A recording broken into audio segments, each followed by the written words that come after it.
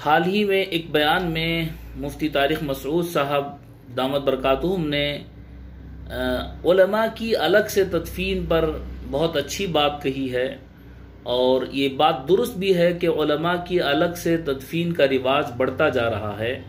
ये बिल्कुल गलत है, और मुफ्ती साहब ने तो बिदात कहा है। बिल्कुल ये बिदात भी आगे चलकर जो है बहुत ही ज़्यादा गलत रुख इख्तियार कर सकती है। इस सिलसिले में एक और बात है, उलमा की नज़र में ये बात होनी चाहिए।